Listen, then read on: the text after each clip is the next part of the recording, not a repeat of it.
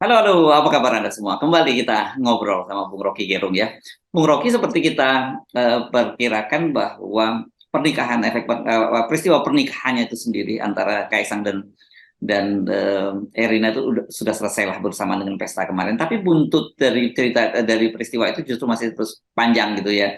Dan sayang kan mestinya kalau begini ini kan kita bahas cerita bagaimana honeymoonnya mereka. Biasanya begitu kan kalau pernikahan. Tapi ini kabarnya nggak enak ini. Misalnya ini dan saya dikirimin oleh banyak orang gitu. Ini berita yang dimuat di Detik ini misalnya soal ini soal seri uang mahar Kaisang untuk Erina. Ini yang dipersoalkan orang karena ternyata ada 3 lembar uang 100 ribuan itu yang dipakai oleh Kaisang dan Erina itu mempunyai nomor seri itu apa ya, seri atas nama mereka sendiri. Ini kan uang ini kan dicetak oleh Bank Indonesia. Jadi rupanya Bank Indonesia khusus mencetak uang ini. Jadi misalnya seri KSE itu 10, 10, 10, 12, 20, 22. Ini jadi ini adalah tanggal perkawinan. KSE itu adalah sikat Kaisang Eri Gudono gitu ya.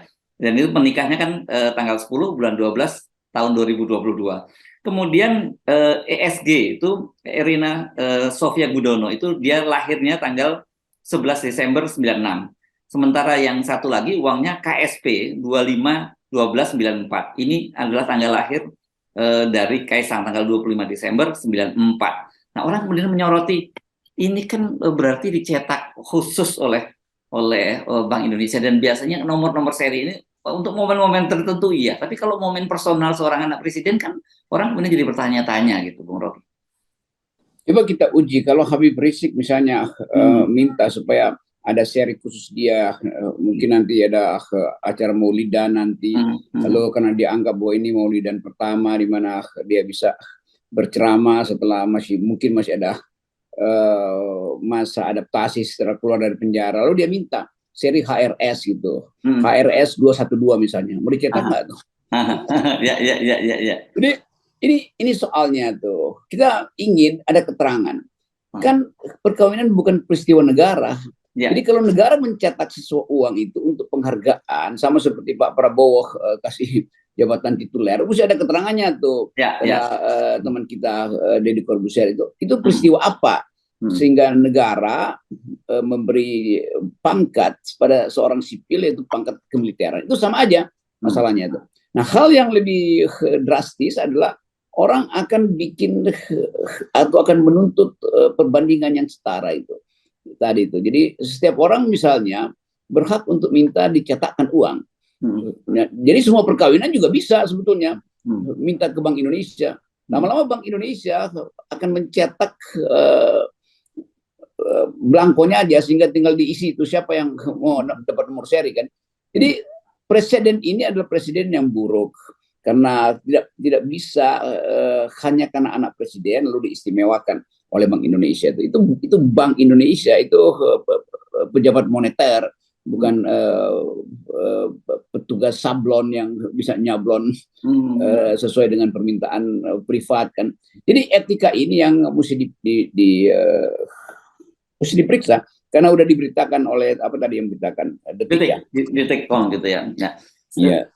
Ya, saya berharap jangan-jangan ini uang mainan lah gitu ya, Bung Rocky. Oke, Bank Indonesia yang mencetak tapi uang mainan, uang yang tidak laku gitu. Kalau memang ini uang asli, menurut saya memang jadi persoalan. Bagaimana? Oke, Kaisang memang anak seorang presiden, tapi apa urusannya gitu? Ini urusan privat, nggak ada hubungannya dengan masalah negara kan? Iya, itu karena dia kalau sebagai souvenir ya oke aja kan. Semacam ya uang palsu tapi yang memang dimaksudkan untuk dipergunakan secara palsu. Tetapi publik kemudian mulai ya kuriositas publik mulai mempersoalkan tuh. Ini benar uang, kalau dia uang ya nggak ada harganya dong sebagai mahar kan. Jadi apakah maharnya nggak jadi mahar mainan itu? Iya, itu ada masalah juga secara tradisi kan. Sehingga itu bukan tradisi itu, kalau uang mahar itu bagian dari ini syar'i saya kira ya, dari hukum Islamnya ada kaitannya itu, Bung Rocky. Iya, itu maksudnya itu tradisi orang memberi mahar kan di belakangnya ada syarat-syarat agama, syarat-syarat kebudayaan misalnya, sehingga dia adalah bagian dari objek perjanjian kan. Mahar itu kan semacam apa namanya itu, indeks untuk mengukur keutuhan perkawinan atau kejujuran perkawinan, kan itu yang disebut sebagai syarat perjanjian itu, objek perjanjian itu. Walaupun itu perjanjian perdata, tetapi tetap orang mau lihat itu kejujuran dari objek itu. Kalau dia uang palsu berarti ada yang palsu juga di dalam ijab kabulnya misalnya kan. Jadi kita boleh main-main dengan interpretasi, tetapi kuriositas publik yang udah diviralkan itu mesti ada keterangan tuh kenapa begitu, dan supaya orang menganggap bahwa kalau begitu setiap orang boleh memesan itu, dan itu kan cuma soal bayar kan, tinggal kita tahu tarifnya bikin cetak uang itu, kalau anak presiden berapa, kalau anak ustadz berapa, kalau anak mantan teroris berapa, kan bisa juga kan buat membayangkan hal yang radikal semacam itu. Ini kan suatu peristiwa yang radikal tuh, bahwa perkawinan dicetakkan uang tuh, ada aja tradisi begitu memesan, tetapi ini anak presiden, kenapa diistimewakan? Maka orang minta supaya keistimewaan diberikan juga pada tokoh-tokoh yang lain. Ya, kita tunggu penjelasan dari Bank Indonesia, karena menurut saya jawabannya apapun dari Bank Indonesia ini akan menimbulkan persoalan. Kalau itu asli, itu jelas itu jadi persoalan gitu. Kenapa ada keistimewaan semacam itu? Kalau palsu, lebih persoalan. Ini masuk ke para ahli fikih saya kira ini, apakah pernikahannya sah atau tidak gitu, karena kan mahar itu bagi salah satu syarat sahnya juga perkawinan kan, harus ada mahar dalam sebuah perkawinan. Nah itu saya nggak mau sentuh itu, saya cuma mau lihat gimmick di belakang itu tuh, ada angka. Nanti ada mungkin satu waktu ada orang yang pesan pakai nomor seri G30S PKI. Jadi problem. Padahal bagi dia G30S PKI itu bukan peristiwa 65. Ya namanya aja G30S, dia mungkin apa namanya gerung itu, dan lahir 30 September dan kemudian ditaruh PKI, itu Partai Kepala Ikan misalnya, karena dia doyan makan ikan, bukan menghafal nama-nama ikan itu kan. Jadi soal-soal semacam itu juga bisa jadi jokes sebetulnya tuh, dan biarin aja supaya kita uji apakah hal yang sekarang diizinkan pada anak presiden juga diizinkan pada masyarakat biasa, kan itu soalnya. Oke, kita lanjutin ini ngomong yang viral-viral dulu ya, Bung Rocky ya. Ada yang viral juga yang sebenarnya sudah beberapa hari. Ini peristiwa terjadi hari Senin yang lalu, tapi sampai sekarang masih berlanjut. Ini soal ada seorang wartawan, kontributor sebenarnya ya. Kontributor itu wartawan lepas lah gitu di TVRI di sana di Blora Jawa Tengah, yang tiba-tiba orang terkejut-kejut karena dia dilantik menjadi Kapolsek.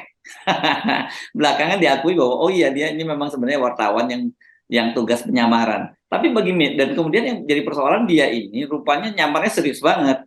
Dia punya kartu PWI, sudah sebagai wartawan madya gitu ya. Ini kan ada level-levelnya di PWI, wartawan muda, wartawan madya, kemudian wartawan utama. Nah, dia sudah wartawan madya. Dan kemudian selama ini dia menjalankan profesi sebagai jurnalistik. Kan kemudian orang jadi bertanya-tanya, ini bagaimanapun dua hal yang berbeda dia. Jurnalisme itu kan identik dengan kebebasan.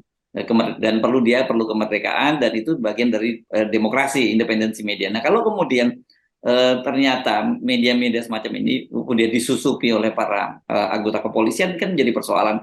Karena orang kemudian bertanya, jangan-jangan ini saja yang baru terbuka yang di Blora. Mungkin tempat di daerah lain juga banyak polisi yang menyamar sebagai wartawan. Di negara otoriter semua wartawan itu adalah intel sebetulnya.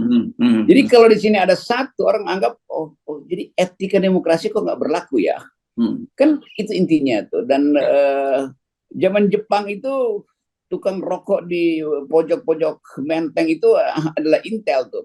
Bahkan di daerah-daerah tiba-tiba misalnya kok ada orang Jepang jualan kelontong tuh di Sulawesi Selatan misalnya, ternyata itu persiapan Jepang untuk masuk Indonesia sebetulnya kan. Jadi hal-hal itu kan tidak etis sebetulnya, walaupun itu dianggap itu kan keahlian intelijen. Tapi kita negara demokratis sudah. Jadi kenapa mesti disusupkan di situ? Apa nggak percaya pada pers? Itu artinya negara tidak percaya pada institusi yang akan mengawasi dia, yaitu pers, sehingga negara memasukkan di situ seorang intel itu. Juga dulu di daerah saya tinggal itu di Menteng, dulu kita pernah pergok itu seorang tukang jual es lilin itu yang mondar-mandir tiap hari. Lalu iseng kita buka kotaknya, itu ada pistol di situ. Lalu kita menganggap, wah itu berarti pada waktu itu kan Pak Harto di sekitar Jalan Cendana itu, jadi dia cuma beredar di Menteng itu, dan mungkin dia juga bawa handy talkie itu untuk memantau keadaan tuh, atau mungkin dia memang ditugaskan untuk ya secara resmi ditugaskan untuk jual es dan dititipkan oleh lembaga intelijen untuk sekaligus memantau. Tapi itu ketika Indonesia ada di dalam situasi otoritarian tuh, di mana kekuasaan politik dikendalikan oleh militer supaya stabil. Tapi itu kan udah selesai tuh. Kita masuk reformasi, ngapain pola yang sama, walaupun dalam skala yang mungkin kecil masih berlangsung tuh. Seharusnya kalau dia intelijen, ya mestinya seterusnya jadi intelijennya aja. Jangan tiba-tiba pindah lalu orang kaget, loh kok begitu. Itu akan memungkinkan orang saling curiga akhirnya kan. Jadi mungkin sekarang para wartawan curiga, jangan-jangan pemimpin redaksinya juga adalah intel itu kan. Sehingga timbul ketidakpercayaan pada institusi negara tuh. Atau mungkin juga di lembaga-lembaga lain dimasuki intel tuh, perguruan tinggi mungkin ada dosen yang sebetulnya disusupkan di situ sehingga memantau otak-otak radikal, siapa yang berpotensi untuk melakukan makar, bisa dibaca di dalam papernya sebetulnya. Jadi nggak ada kepercayaan pada kemerdekaan institusi untuk mengatur dirinya sendiri. Apalagi pers itu harus mengatur dirinya sendiri itu, bukan diintai dan diintip. Itu konsekuensi etisnya. Kan pertanyaan publik sekarang ini kan jadi mereka bertanya-tanya, ini dia selama 14 tahun itu menggunakan cover itu untuk tugas intelijen lain atau justru untuk memata-matai wartawan yang lain, kan itu yang jadi pertanyaan serius kan. Ya itu selama era reformasi kok ada institusi ekstra negara ada di situ. Kalau institusi negara jelas itu intelijen. Tapi kalau dia masuk ke wilayah demokrasi, itu artinya dia disusupkan di situ. Jadi ekstra power ada pada dia tuh kan.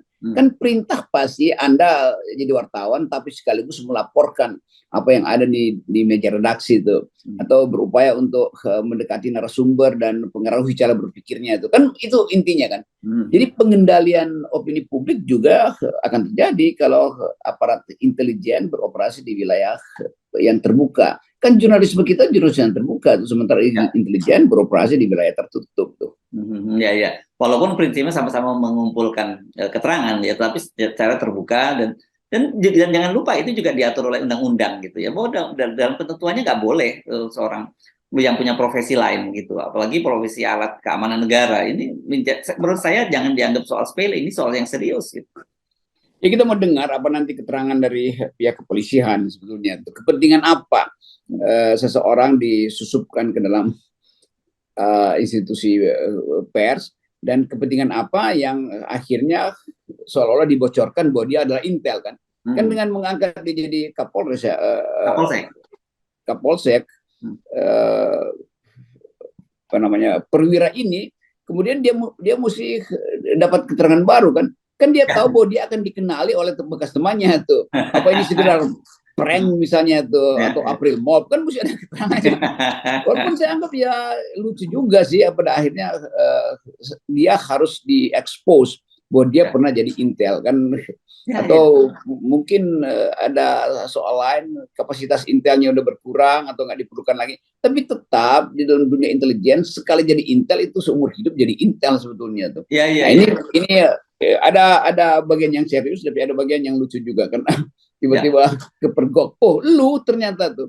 Ya mungkin Pak Kapolsek itu merasa iya, tapi kan saya nggak lakukan hal yang membahayakan, justru saya mau melindungi kawan-kawan di jurnalisme. Tapi orang tetap menganggap dikerjain tuh jurnalis itu.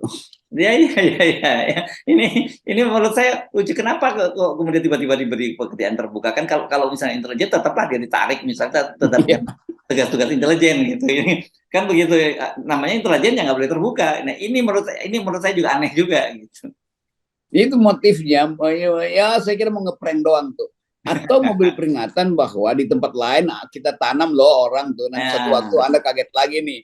Bukan cuma di Jawa Tengah, di seluruh provinsi, atau bahkan ada kepala SD mungkin juga yang berprofesi sebagai intel untuk memata-matai potensi makar dari anak SD. Ya. Nah, saya membayangkan sekarang tiba-tiba para wartawan, terutama kontributor di daerah itu, sekarang setiap kali liputan dia mewaspadai teman-temannya. Jangan-jangan yang ini nanti sebentar ini intel ternyata.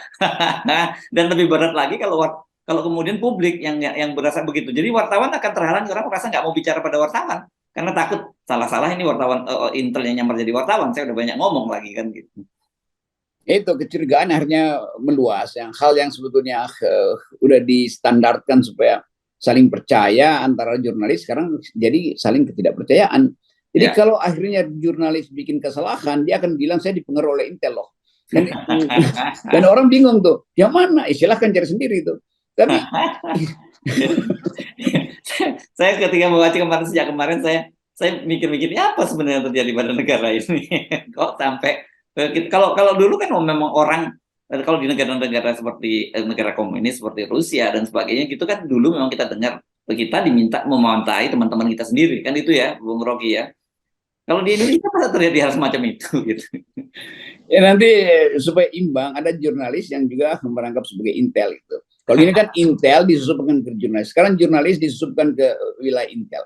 Itu nggak ada soal. Karena memang jurnalis juga punya kemampuan intelijen kan, dan untuk mencari berita. Tetapi kalau yang ini terbalik, aparat negara yang punya kekuasaan, yang seharusnya mampu untuk memonitor tanpa harus menyusupkan, itu masih pakai cara yang bukan mengecewakan sebetulnya, tapi mencengangkan. Kok di era demokrasi masih ada upaya untuk memeras dan mengintai opini publik. Kan opini publik justru jangan diintai, karena mengalir begitu aja kan, lewat tangan-tangan para jurnalis.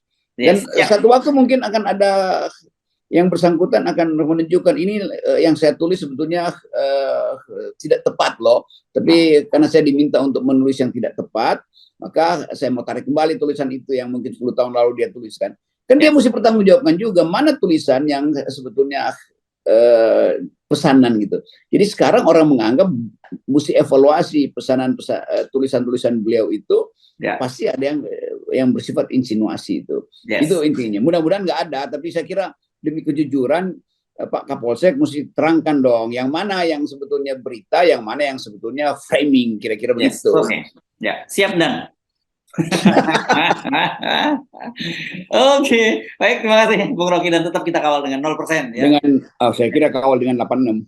Oh, 8. Kawal dengan 0%. Oke, thank you. Oke, sip.